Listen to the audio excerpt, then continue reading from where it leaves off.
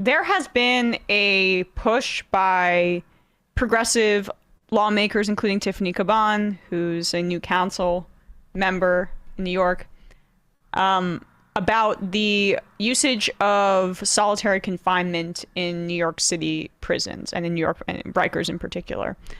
Eric Adams was asked about basically a scathing letter that was written to him from 30 lawmakers and members-elect, including who I mentioned there, Tiffany Caban, about his support of what is essentially solitary confinement. It's called punitive segregation.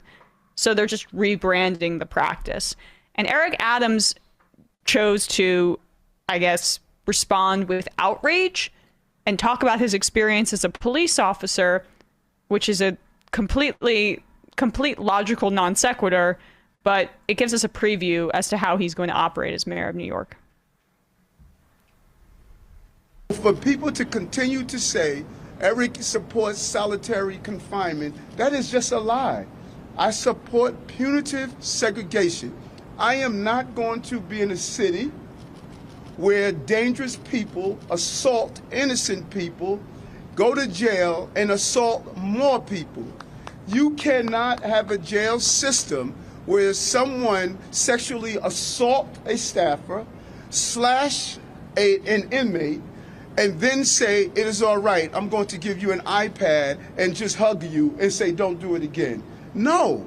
If you are violent, you must be removed from population so that you don't inflict violence on other people. That's clear. If you want to work as a partner, call me. Hear my understandings and my belief. The one thing that's different from everyone that signed a letter and Eric Adams, I wore a bulletproof vest for 22 years and protected the people of this city.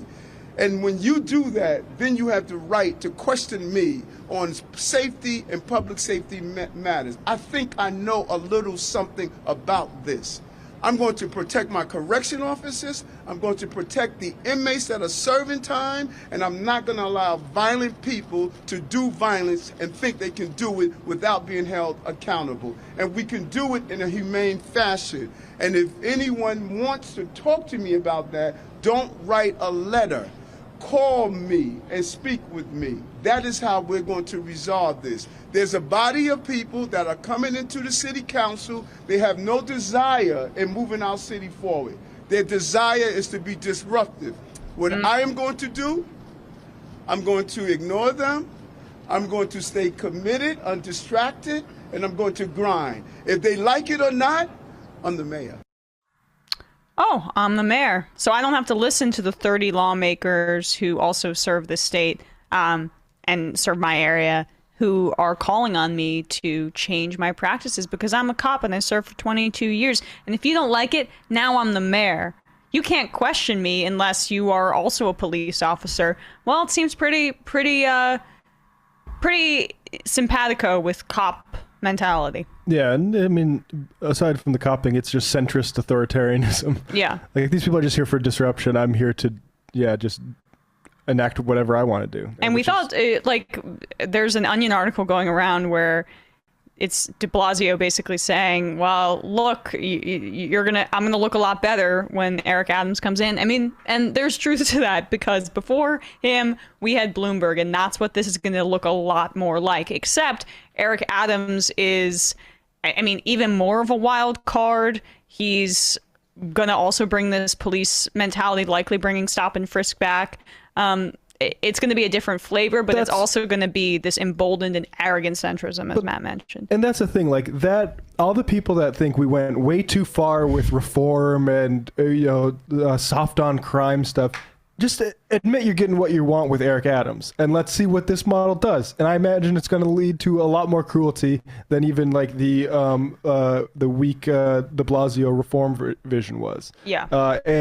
Let's not get it twisted with what's happening. That this is the status quo, and they like to present themselves as if they're like standing up to like these city council members or the squad or whoever that wants to let criminals like be violent. Yeah. Yeah, I mean, and then he says that they're just there to disrupt. Hell yeah, they're there to disrupt. Hell yeah, they're there to disrupt, and they also represent your constituents in many instances. So maybe you should show their leadership a little bit of respect. Yeah, people want, for instance, Rikers disrupted. Well, that's the point too. Activists have also been trying to close down Rikers for years and years now, and have run into red tape over red tape, even though there was a consensus that it should have been closed quite a while ago. There's been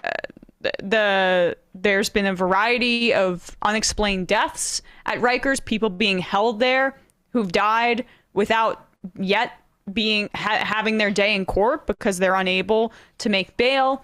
And recently, Layleen Polanco, a 27-year-old transgender woman, died in solitary confinement. What is the commitment to this inhumane practice that is called torture by international rights groups and in the United Nations as well? What is the commitment to this other than, like, I'm going to embolden correctional officers because I see eye to eye with them ideologically, and I want to look tough on crime? That's part of what got him to win this election, and that's how that's part of what he's ideologically committed to. So we are in for a rude awakening here in New York City under this guy's leadership. It's not going to be good.